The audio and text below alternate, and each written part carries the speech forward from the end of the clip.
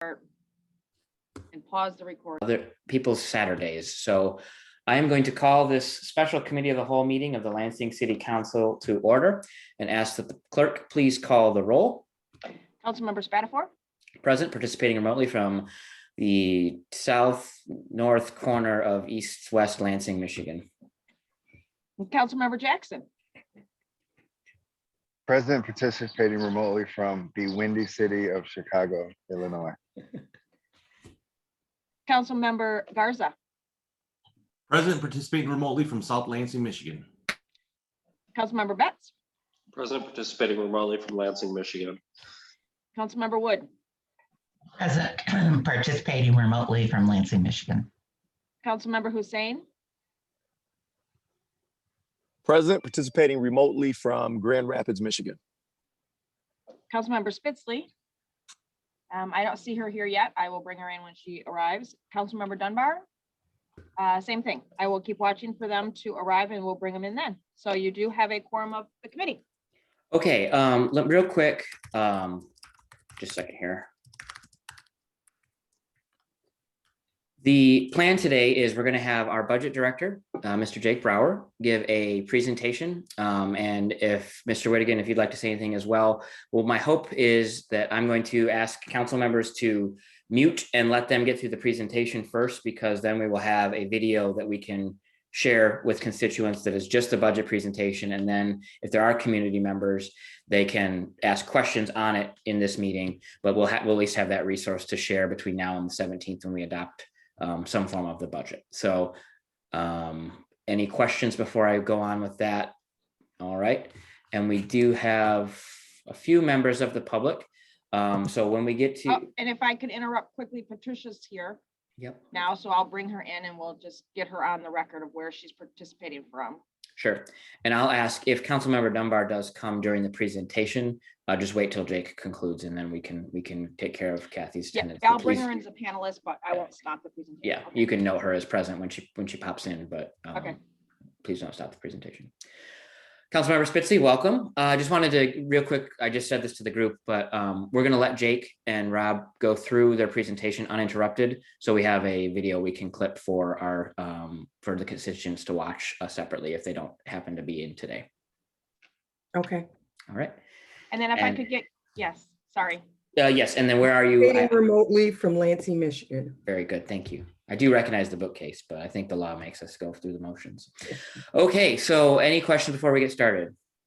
All right, I will remind participants and council members about council rules that dictate decorum and language during comments and question sessions. So get that out of the way. And after that, I will turn this over to, we'll start with Rob. Do you have anything to add before we turn it over to Jake? No, I think we can let Jake take over, and then I can maybe chat at the end. Very good. Jake, the floor is yours, and you should have screen sharing privileges. Excellent. I like to hear it.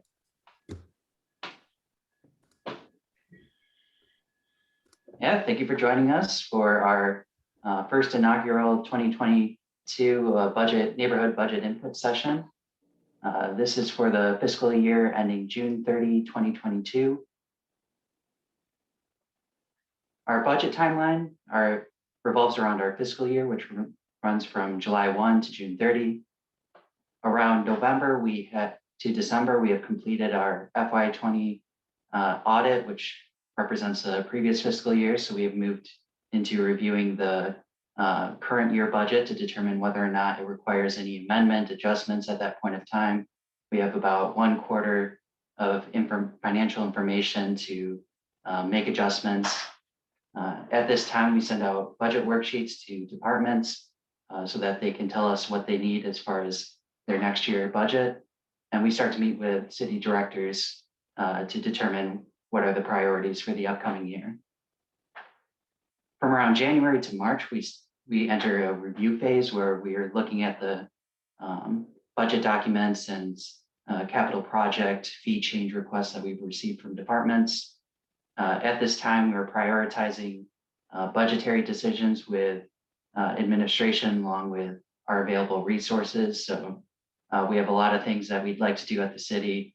There's lots of things that we can spend more money on. but we have finite resources and we try to do the best with those finite resources at this time.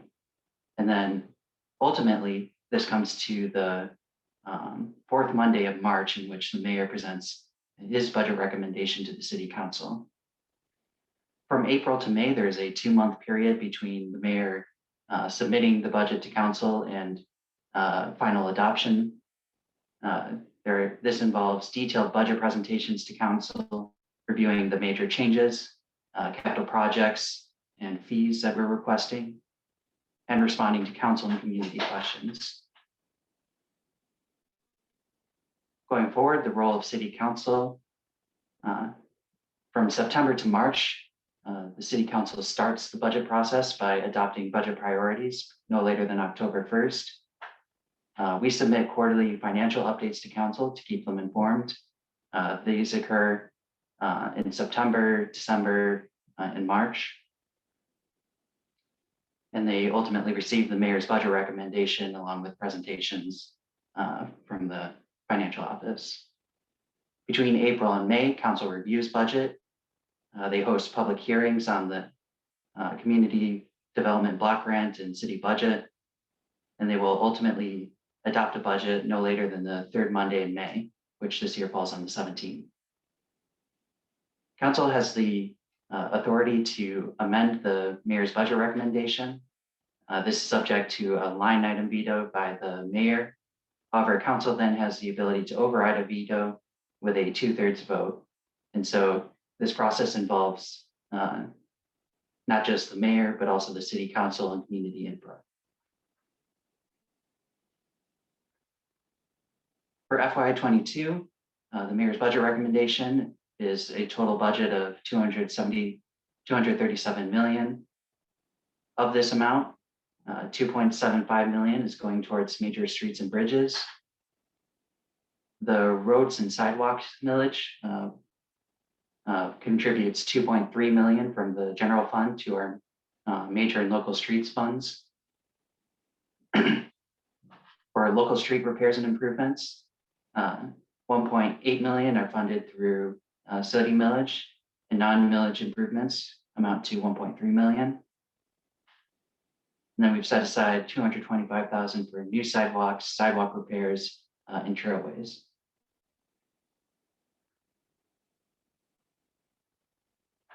For our general fund budget, this is $151 million, or about 65% of our total budget. This year, we are focusing very strongly on community health and transparency, particularly related to the COVID-19 pandemic. This includes an increase to our basic human needs ordinance. This ordinance contributes 1.25% of general fund revenues towards addressing basic human needs in the city of Lansing. Over this past year, the council has increased this amount to 1.35% to specifically address racial justice and equity. This process is in development, as we'll detail in later slides. We've also added in community health workers to the fire department budget to better address community health. Other staffing changes include the addition of a social worker and FOIA analyst to the police department in order to better react to Freedom of Information Act requests and also provide more nuanced action in relation to community calls. Lastly, we have an eye on restoring the fiscal health of the city. Over the past few years, we have drawn deep into our fund balance from 17 million down to 10 million. Between FY21 and FY22, we hope to restore that to 14 million, while still taking the responsible steps to pay down our OPEB pension liabilities, which involve taking more conservative estimates and paying a responsible amount in order to decrease our overall unfunded liability, which currently stands above 700 million. The primary sources of revenue for our general fund come from property taxes, income taxes, state revenues, and the Board of Waters and Lights return on equity payment to the city. Combined, this makes up about 90% of our general fund revenues. with the remainder coming from charges for services, fines and forfeitures, licenses and permits, and other revenue sources. Property taxes are one of our main revenue sources. Back in 2013, we were suffering a significant decline in property taxes due to the housing crisis. The citizens of Lansing generously agreed to increase the 15.44 mils to 19.44, committing 5 mils towards public safety and infrastructure. Of that amount, you can see for 22, we're projecting 7.0 million going to police and fire, 4.7 million to roads and parks, and 34.3 million going towards other programs. As you can see, our original operating millage has not yet recovered since pre-pandemic. That's partially due to Headley and Proposal A, which allows our property taxes to be rolled back, but doesn't quite allow them to spring forward according to inflation. There is a cap on how much property taxes can increase in a given year, which helps protect taxpayers across the city from seeing shocking bills when it comes time to pay each year. Overall risks of property taxes, we are expecting increased tax appeals relative to previous years. This includes the fact that a lot of commercial properties are remaining vacant. There's a change in how we go to work with Zoom. We are all standing here today virtually. Overall, we're on the flip side of that, we're seeing a boom in residential property sales where sales are increasing, prices are increasing. And so we have not, it is uncertain the overall effects of these two factors. But for the moment, this remains fairly stable in the COVID-19 pandemic. Income taxes are much more subject to uncertainty.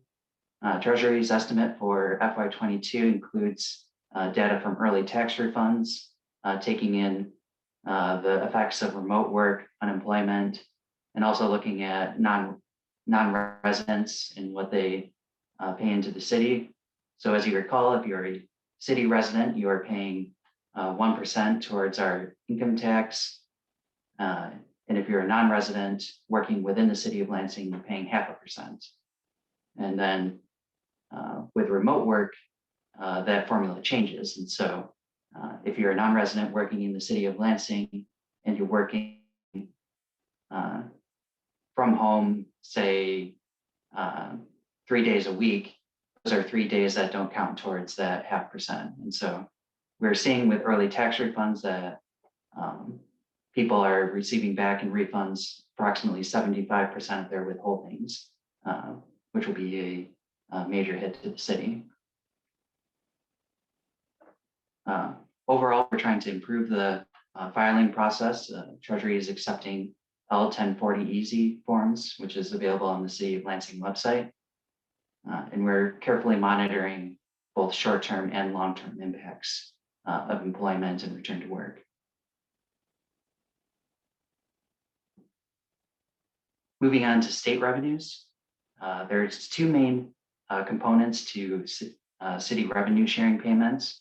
And so there's a constitutional portion, which is guaranteed by the Michigan Constitution, and then a discretionary portion referred to as the statutory CVTRS payment, which is determined by the state legislature. Overall, you can see through this chart that had statutory revenue sharing stayed stable relative to 2002 levels, we would be receiving an additional $8.5 million every year. Over the course of the past 20 years, this amounts to approximately $140,000 in lost revenue that would have otherwise gone towards city services, improving our roads, improving our community.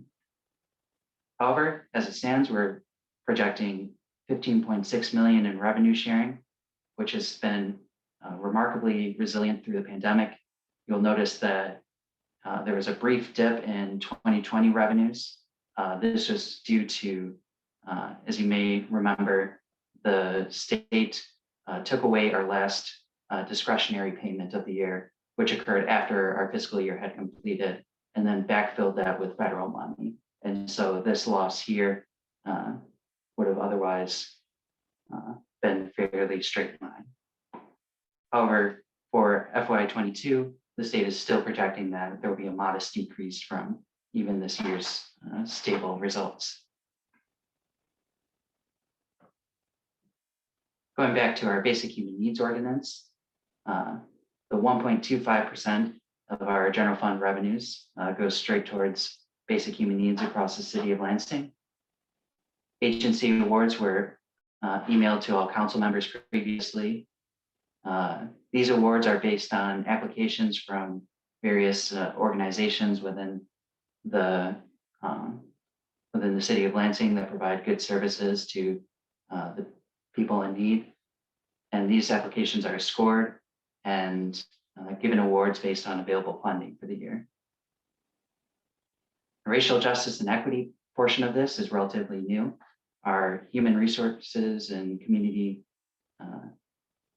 human relations and community services department is hard at work to develop a process that is based off of community input. They've received, they have presented some of those thoughts to council, and we'll see the results of that fairly soon. Moving on to our city supported agencies. We are contributing $240,000 towards Advanced Peace, a program to reduce gun violence throughout the city. In our past years, we faced significant budget shortages. We cut a number of programs which have been restored in the 22 budget proposal. This includes adding back $80,000 towards arts and culture grants to a total of $167,000. My Brother's Keeper restored to $20,000. Sister Cities, $20,000. Community Corrections Advisory Board, $13,000. And the Greater Lansing Safety Council at $12,000.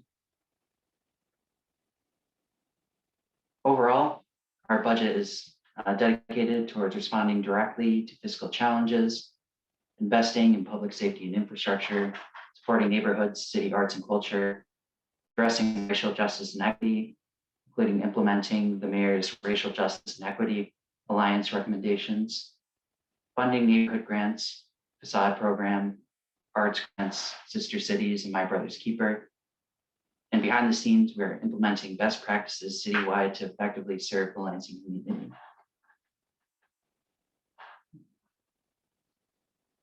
Thank you very much. Thank you, Jake, very much. I appreciate the update and presentation. I know many of the council members are familiar with that information already, but we do have some members of the public. And we are to that point in our meeting for public comment. So for public comment, if you would like to speak, you will be given 3 minutes to speak. We won't close public comment. There's only 3 of you here. So we won't close public comment at a specific time. We'll just kind of get a feel for the room and make that decision later. But if you'd like to speak, please raise your virtual hand. Alt-Y on a Mac, Option Y on a PC. Nope, that's not true. Option Y on a Mac, Alt-Y on a PC, *9 on your phone. And I do see someone here that has tried to speak before, so we'll recognize first Linda to see if you did want to speak. I don't want to exclude you. Linda Appling, if you did want to make public comment, the floor is yours for 3 minutes. If you'd like to unmute yourself, I believe it is *6. There you go. What's that star? Can you hear me? Yeah, we can. Yes, we can, Linda. Thank you. I did have one question in terms of the budget. Like the values of the house and property have increased in terms of the residential area. So I know that you're asking for approval to maintain the override and the Headley Amendment. How much additional income, if any, would that bring into the city? Sure. So typically we don't respond to public comment because this is a budget session. I'll let you go with your, we will answer this question if Jake is able to. If not, we'll have to get that answer offline for you, Linda. All right. Is there Yes. anything else you'd like to know before we move on to the next person? Well, no, that was my major question. Okay, thank you very much. Jake, can you answer that question? Yes, so we are requesting this heavily override in order to keep our level of taxes at the same level that it is right now. Otherwise, 5 years ago, we requested a voted override for a period of 5 years. And when that override expires, that will go away and we'll be left with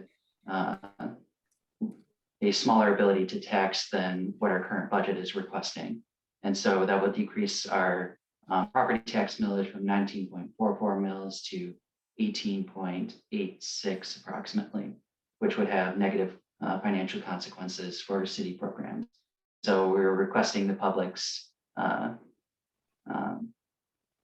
contribution towards city programs to maintain them at current operations. Okay. Carol, I'm sorry, Councilmember Wood. Thank you, President Spatafor. To answer Linda's question, it's usually 2 to 3 years after the sale of a house before we see the increase in taxes that come in. So I think that's what she was, leaning to, the fact that the housing values have increased. So wouldn't the property taxes, because they would have been unfroze, wouldn't we be seeing those increases? But we've been told repeatedly that it takes a couple of years for us to realize those increases in our budget. I do know you found me when I bought my house rather quickly, but it's another topic for another day. We're still on public comment, so I have 2 other folks. We didn't put it into the budget. Oh, that's right. A little bit, okay. Okay, that's a fair point. We have 2 more folks in our attendees list, and I'm just gonna, Debbie, if you would like to speak, we have allowed you to speak, and if not, we're gonna move on. So we'll give you just a second to unmute if you wanted to say anything, and you certainly don't have to.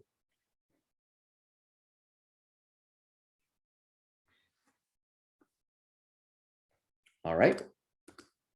Very good. And then I know the other person has already told me that she is not going to be making any public comments. So I'm just going to not recognize her. And then we did have one person join us, someone named Kim. Kim, if you would like to make any comments, you're certainly welcome to do so. Otherwise, we will move on.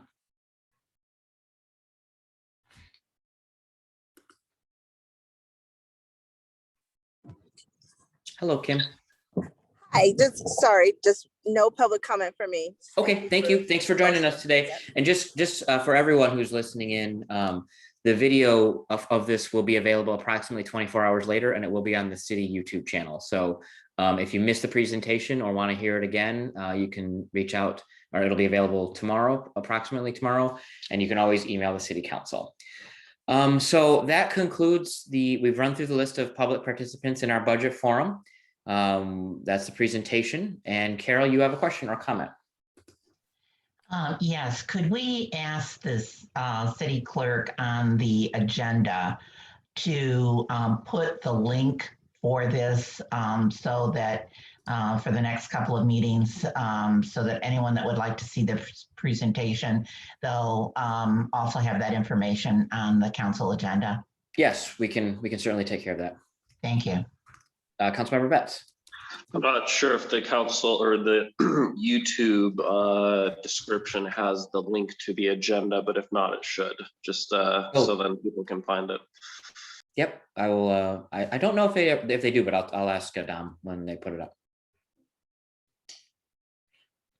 Click subscribe. Okay, I think that's it for everyone. I want to thank you all for making time on your Sunday, specifically Rob and Jake for coming in. And Jim, thank you. You're here on a Saturday as well. But well, you didn't send a cop after me, so that's why I'm here. Okay. I've heard stories of the past when Jim was not at the budget hearing and they brought him in under LPD escort. Right. All right. Well, at 10:25, I will call this meeting of the Committee of the Whole adjourned. Thank you all.